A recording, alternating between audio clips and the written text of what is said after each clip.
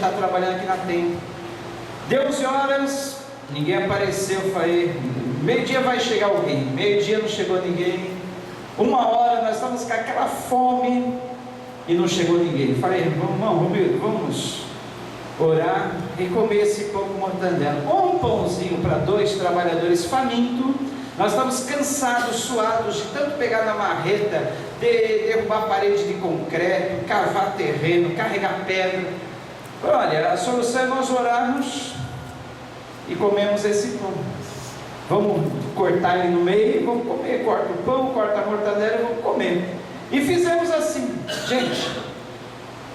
O pãozinho permaneceu um pãozinho, não aumentou 2, 3, 4, como Jesus, não aumentou, mas permaneceu um pãozinho.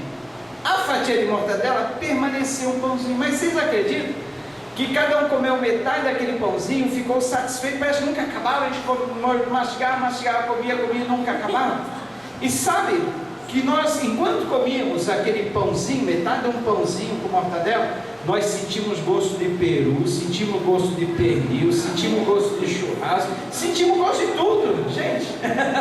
É um milagre da multiplicação e de transformação. Eu digo que Deus naquela manhã, naquele dia, transformou e multiplicou um pão em muitos pães, porque a gente ficou satisfeito com a palavra e sentimos o gosto de tanta coisa gostosa. Falava, meu Deus, isso aqui está com gosto de... não está com gosto de peru, agora está com gosto de peru, não está com gosto de... Você está satisfeito? Então, e trabalhamos o resto do dia sem sentir fome. Então, é um milagre? É um tipo de milagre, está vendo? Não foi como Jesus fez, encheu o cesto lá, foi enchendo, foi dando e foi... Quando a multiplicação dos pães aconteceu, eles iam distribuir os pães e os pães continuavam aparecendo e aumentavam, nunca acabavam. Mas Jesus disse que nós faremos obras maiores do que Ele fez. Mas eu muitas vezes ficava pensando, Jesus... já vi enfermos ser curados, já vi demônios ser expulsos, mas nunca ressuscitei morto, nunca andei sobre as águas. A primeira vez que eu fui tentar surfar, eu tive que ser mandado a usina chamar o salva-vida, a Dani chamar o salva-vida porque eu estava me afogando. Não andei sobre as águas nem com uma prancha, que vergonha.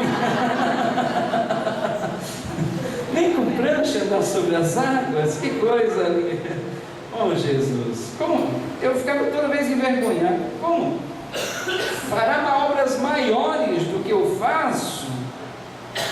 Minhas obras não chegam nem 1/1000 de 1/1000 das tuas obras, Senhor. Eu estou com vergonha. Aí então que eu descobri que essas obras maiores que Jesus falou que nós faríamos é em dimensão. Jesus pregou 3 anos aonde? Nas terras da Judéia. Ele ali fez tudo que ele fez. Ensinou, pregou, curou, expulsou demônios, ressuscitou mortos, multiplicou pães, andou sobre as águas, ressuscitou. Quando ele disse que nós faríamos obras maiores do que ele fez, existem várias interpretações para esse texto, mas eu fico mais com aquela interpretação que fala sobre a dimensão, a extensão da obra. Hoje, que nem essa mensagem está sendo pregada aqui, a partir de amanhã, depois, quando nós colocarmos na rede social, ela vai ser assistida no Japão, como tem sido assistida, ela vai estar sendo assistida nos Estados Unidos, como tem sido assistida, ela vai estar sendo assistida na Espanha, na Inglaterra, em outros países. É só ir lá no YouTube e ver onde que eles estão assistindo os vídeos gravados aqui. Aparece todos esses países, não sei quem está assistindo lá, mas estão assistindo no Japão, estão assistindo nos Estados Unidos, estão assistindo na Inglaterra, estão assistindo na Espanha, em vários países. Por isso que eu faço questão de gravar e botar lá no YouTube. Então, Jesus pregou 3 anos, ele fez aquelas obras incríveis, mas foi somente nas regiões da Judéia, ali em Israel, Jerusalém, Galiléia, Nazaré, por ali, aquelas bandas, Cafarnaum, onde ele fez mais milagres. E a nossa pregação está sendo estendida para o mundo todo. Para o mundo todo.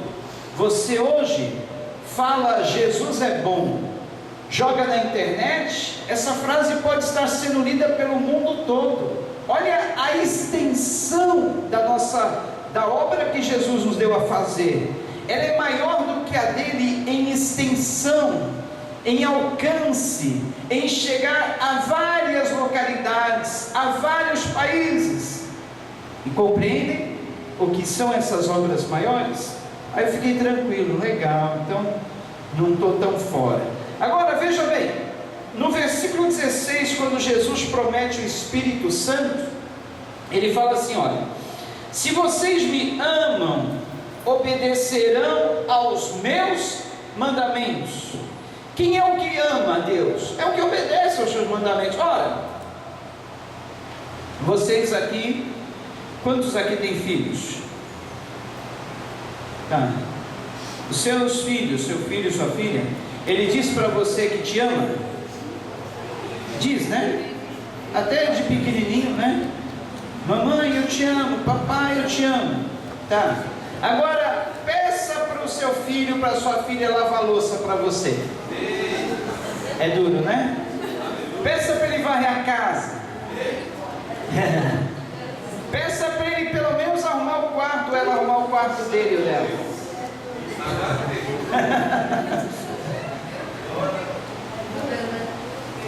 Agora pense, o que você preferia?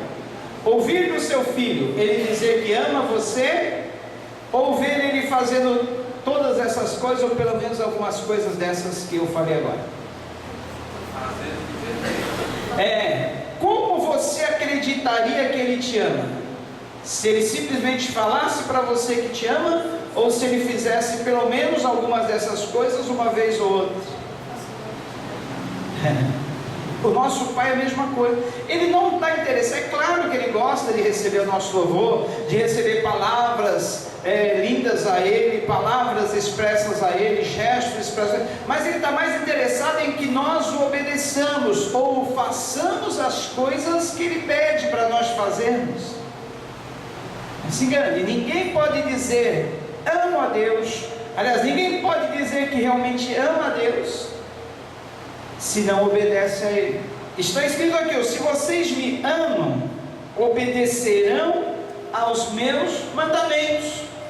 Como nós podemos provar o nosso amor a Deus? Obedecendo aos seus mandamentos.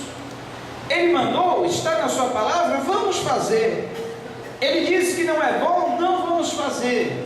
Ele disse que deve ser assim, vamos fazer assim. Fazendo isso, nós estamos mostrando que amamos a Deus, não simplesmente de palavras. Agora, queridos, olha, versículo 21. Quem tem os meus mandamentos e lhes obedece, esse é o que me ama. Tá vendo? Confirmado. Nós só podemos realmente dizer que amamos a Deus se nós obedecemos os seus mandamentos. E olha, se você quer um incentivo para realmente amar a Deus, obedecer a Deus, olha o que diz o final do versículo 21. Aquele que me ama será amado por meu Pai, e eu também o amarei e me revelarei a ele. Que lindo! Aquele que me ama também será amado de meu Pai, e eu também o amarei e me revelarei a ele. O que é essa revelação de Deus, queridos? Que Deus se revela a quem realmente o ama. O que é essa revelação de Deus? É você entender as coisas de Deus, é você conhecer os mistérios de Deus, conhecer as coisas de Deus. Eu conheço gente que está pelo menos há 20 anos na igreja, não daqui, graças a Deus. Daqui um pouco instruído, graças a Deus que a gente zela pela palavra. Mas eu conheço por aí crentes com 20 anos, não conhecem a Deus. Conhecem uma religião, sabe todos os pode, não pode, deve, não deve, mas não conhece a Deus. A gente percebe por aquilo que ele fala, ela fala. Quem aqui ouve rádio? Quantos aqui costumam ouvir rádio? Dois, três, quantos? Quem não ouve? Esses que levantaram a mão ouvem programas evangélicos? Os que não levantaram a mão não estão perdendo nada. Olha, gente, esses dias eu estava aqui trabalhando aqui na igreja, passando massa corrida nas paredes. Ficou mais ou menos. Ainda vou terminar a pintura. Fazia tempo que eu não ouvia rádio. Aí tem um radinho, aí eu liguei. Gente, que qualidade tem os programas evangélicos. Lixo puro, falo de verdade, lixo. 90% dos programas evangélicos é lixo, não serve para nada. Nem para edificar não serve. Gente, quem está ouvindo rádio, põe a CD. A rádio, 90% virou lixo. Rádio evangélica, lixo. Gente, só ouve coisa que não edifica. A única coisa que salva um pouco, 10% das músicas, e eles quase não põem essas músicas. É mais falatório. Gente que não sabe nem para ele querer ensinar pastor. Eu fiquei dando risada, olha. Gente querendo ensinar religião. Não palavra de Deus, não Jesus. Cheio de legalismo, isso não pode, aquilo não pode, isso é. Falei, gente, e além de tudo, falando coisas que se um ímpio, um não crente, sintonizar essa rádio vai dar risada. Olha, não sabe falar o português direito, não sabe expressar, não sabe fazer um programa, e ainda está falando um monte de bobagem que os crentes falam, que os crentes devem fazer, que os crentes não devem fazer. Gente, eu fico com vergonha. Eu fiz programa de rádio 12 anos, e graças a Deus, olha, os programas, essa rádio que eu trabalhava, sustentou eu e minha família por 12 anos, porque era coisa de qualidade.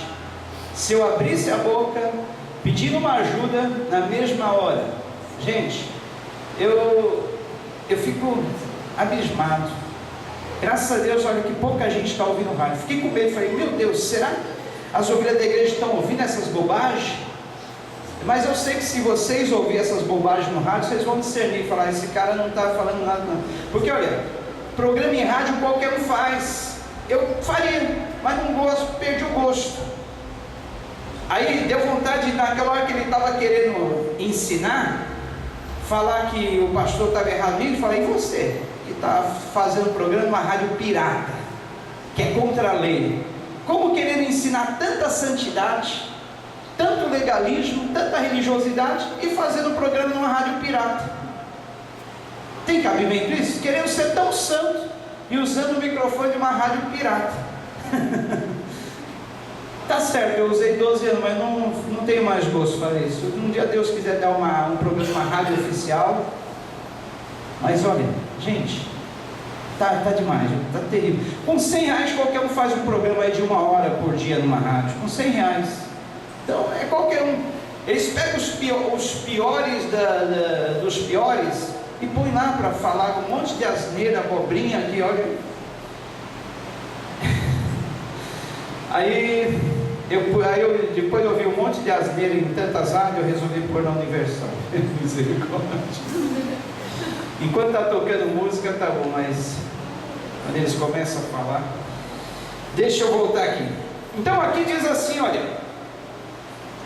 não é querendo falar mal não, viu gente, mas tá assim mesmo, tá. Eu prefiro colocar numa rádio mundana, ouvir uma música clássica, ouvir uma música dos anos 80, do que ouvir tanta porcaria que a gente ouve. Vamos lá. Versículo 24: aquele que não me ama não obedece às minhas palavras. Estas palavras que vocês estão ouvindo não são minhas, são de meu Pai que me enviou. Versículo 25 diz: tudo isso lhes tenho dito enquanto ainda estou com vocês, mas o Consolador, o Conselheiro, o Espírito Santo que o Pai enviará em meu nome, lhes ensinará todas as coisas e lhes fará lembrar tudo o que eu lhes disse. Eu vou parar nesse versículo aqui. Eu quero mostrar ali que realmente o Espírito Santo é uma pessoa. Olha o que Jesus disse: o Consolador, o Conselheiro, o Espírito Santo que o Pai enviará em meu nome, lhes ensinará todas as coisas e vos fará lembrar de tudo o que eu lhes disse. Agora eu pergunto: uma força ativa ensina? Uma força ensina? Não. Uma força aconselha? Não. Uma força faz lembrar? Não. Então o Espírito Santo é uma pessoa. Ponto 1. Agora nós vamos ver alguns versículos que provam que o Espírito Santo é uma pessoa. Ele tem juízo. Olha só, Atos capítulo 15, versículo 28. Meu Deus, já são 9h22, é isso mesmo? Ele tem juízo quando diz: pois pareceu bem ao Espírito Santo. Pareceu bem ao Espírito Santo o quê? Vê capítulo 21, alguém tem a Bíblia aí, aliás, Atos 15. Foi aquele texto que Paulo e Barnabé são separados para ir para Antioquia, foram os primeiros discípulos a serem enviados. Então aquele parecer que foi transmitido aos discípulos, veio do Espírito Santo. Pareceu bem ao Espírito Santo separar Barnabé e Paulo para uma missão. Então isso quer dizer que o Espírito Santo é uma pessoa porque ele tem juízo. 2, ele tem uma mente. Diz, olha, Romanos 8:27a, e aquele que sonda os corações sabe qual é a mente do Espírito Santo. Então, se ele tem uma mente, ele não é uma força, ele não é uma energia, não é um simples poder, ele é uma pessoa. Ponto 3, ele se apraz, se agrada. Olha o que diz 1 Coríntios 12:11, mas um só e o mesmo Espírito realiza todas estas coisas, distribuindo-as como lhe apraz, a cada um individualmente. Então o Espírito Santo se apraz, ele tem prazer de distribuir os dons a cada um individualmente. Se ele tem prazer, ele é uma pessoa, não uma força. Ponto 4, ele tem conhecimento. 1 Coríntios 2:11b diz: assim também as coisas de Deus, ninguém as conhece, senão o Espírito de Deus. Se ele tem conhecimento, ele não é uma força, não é uma energia, mas é uma pessoa. Ponto 5, ele tem emoções, sente amor, tristeza, alegria. Romanos 15:30, rogo-vos, pois, irmãos, por nosso Senhor Jesus Cristo e também pelo amor do Espírito, que luteis juntamente comigo nas orações a Deus a meu favor. Romanos 15:30. 1 Tessalonicenses 1:6, e não entristeçais o Espírito de Deus, no qual fostes selados para o dia da redenção. Efésios 4:30, com efeito vos tornastes imitadores nossos e do Senhor, tendo recebido a palavra, posto que em meio de muita tribulação, com a alegria do Espírito Santo. Então, se ele sente amor, tristeza ou alegria, ele não é uma força, não é uma energia, mas é uma pessoa. Olha só, pode pôr o próximo item 6. Não, é isso mesmo, pode virar. Ele desempenha atividades de uma pessoa. O Espírito Santo age como uma pessoa e não meramente como uma força. Ele pode fazer o seguinte: ele pode ensinar e lembrar, mas o Consolador, o Espírito Santo, a quem o Pai enviará em meu nome, esse vos ensinará todas as coisas e vos fará lembrar de tudo o que vos tenho dito, como eu já li e já falei isso em João 14. Ele desvenda, João 16:13, e vos ensinará e vos anunciará as coisas que hão de vir. Ele impede, percorrendo a região frígio-gálata, tendo sido impedidos pelo Espírito Santo de pregar a palavra na Ásia. Então ele impediu os discípulos de pregar a palavra em determinado lugar. Então não é uma força, não é uma energia, mas é uma pessoa. Ele vivifica, Romanos 8:11, esse mesmo que ressuscitou a Cristo Jesus dentre os mortos, vivificará também o vosso corpo mortal por meio do seu Espírito, que em vós habita. Próximo, ele revela, mas Deus revelou pelo Espírito. 1 Coríntios 2:10, veja também Efésios 3:3-5, ele perscruta, porque o Espírito a todas as coisas perscruta, até mesmo as profundezas de Deus. Ele promete, isto para que em Cristo Jesus a bênção de Abraão chegasse aos gentios, para que recebêssemos a promessa do Espírito mediante a fé. Próximo, ele comunga, a graça do Senhor Jesus Cristo, o amor de Deus, a comunhão do Espírito Santo seja com todos vós. Ele intercede, mas o mesmo Espírito intercede por nós sobremaneira com gemidos inexprimíveis, segundo a vontade de Deus é que ele intercede pelos santos. Ele indica, investigando atentamente qual ocasião ou quais as circunstâncias oportunas indicadas pelo Espírito de Cristo. Ele convida, o Espírito e a noiva dizem: vem. Ele guia, Jesus cheio do Espírito Santo voltou do Jordão e foi guiado pelo mesmo Espírito no deserto. pois todos os que são guiados pelo Espírito de Deus são filhos de Deus. Como se tornar um cristão fiel? Uma pessoa pode se... Aliás, como se tornar um cristão fiel? Uma pessoa pode se desenvolver em cada uma dessas atividades, enquanto que uma simples força não pode. Por isso o Espírito Santo deve ser visto não como uma força, uma energia, mas como uma pessoa. Ainda ele pode ser maltratado. Olha só, tem a blasfêmia contra o Espírito Santo. Jesus falou: se alguém falar uma palavra contra o Espírito Santo, não lhe será perdoado, nem nesta geração, nem na outra. Tem mais um aí? Não. Ele também, nós podemos mentir para ele. Atos 5,3 diz: então disse Pedro: Ananias, por que encheu Satanás teu coração para que mentisses ao Espírito Santo? Atos 7,5,1, ele pode ser resistido. Homens de dura cerviz, incircuncisos de coração e de ouvidos, vós sempre resistis ao Espírito Santo. Em Efésios 4,30, ele pode ser entristecido. E não entristeçais o Espírito de Deus, no qual fostes selados para o dia da redenção. Ele pode ser ultrajado, menosprezado. Hebreus 10,29, ele pode ser apagado. 2 Tessalonicenses 5,19, quando fala: não apagueis o Espírito. Enfim, são essas as coisas que indicam que o Espírito Santo é uma pessoa, não uma força ativa. Agora que nós sabemos que o Espírito Santo é uma pessoa, ele gosta de dar presentes.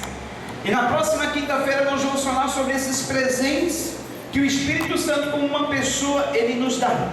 O que são esses presentes? Os dons do Espírito Santo. Nós vamos falar na semana que vem, se Deus quiser. Talvez na semana que vem nós não estejamos aqui, mas na outra semana, mas mesmo assim teremos culto. Na outra semana então, nós falaremos sobre os dons do Espírito Santo. Amém? Então hoje nós aprendemos que o Espírito Santo é uma pessoa e não uma força de Deus. Ele é uma pessoa e não uma simples energia. E sabendo que ele é uma pessoa, nós podemos nos relacionar bem com ele, nós podemos nos relacionar melhor, nós podemos saber que temos um amigo, temos um consolador, temos um conselheiro, temos alguém que anda conosco todos os dias, a todo momento, e também está em nós, não como uma força. Quando nós sabemos que o Espírito Santo é uma pessoa, nós passamos a nos relacionar melhor com ele, nós passamos a ter um relacionamento melhor com ele. Vamos cantar então, e nesse louvor, nesse cantar a Jesus, nós vamos buscar o Espírito Santo, não como uma força, mas como um amigo, um companheiro, dizer: Espírito Santo, companheiro, vem cá comigo. Espírito Santo, consolador, conselheiro, fica em mim, fica comigo, fica do meu lado, fica sempre comigo, entendeu? Olha, nosso relacionamento com o Espírito Santo vai melhorar depois que nós descobrimos que ele é uma pessoa, que ele não é uma simples força, que ele não é uma simples energia, que ele não é uma simples coisa que nós buscamos. Porque muitas vezes temos a mania de coisificar o Espírito Santo, dizendo: Senhor, manda essa força do Espírito Santo sobre mim, manda essa energia, manda o poder do Espírito Santo, o poder, mas nós não paramos para pensar que ele é uma pessoa, que ele é um amigo, ele é um conselheiro, ele é alguém que está querendo estar sempre conosco do nosso lado, e muito mais do que ao nosso lado, em nós. Nos enchemos do Espírito Santo, nos enchemos da pessoa de Cristo, da pessoa de Deus, dos atributos de Deus, amém? Então, vamos ficar em pé durante esse cântico. É o momento que você tem para buscar. Nós estamos aqui não simplesmente para nos enchermos do conhecimento de Deus, do conhecimento da palavra de Deus, mas sobretudo também para nos enchermos de Deus, nos enchermos do Espírito.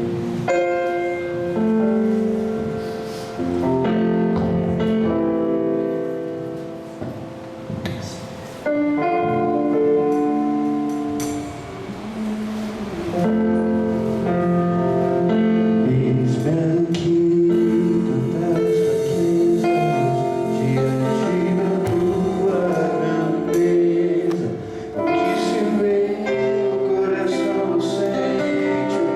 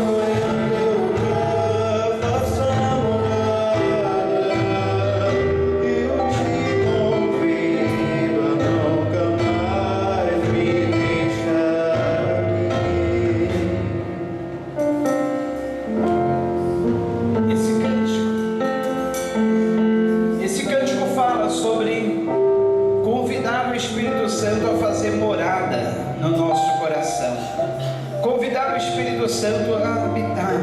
Muito bem escolhido. Não poderia ser um cântico melhor. Esse é o ideal. Agora eu queria que você meditasse junto comigo na letra desse cântico.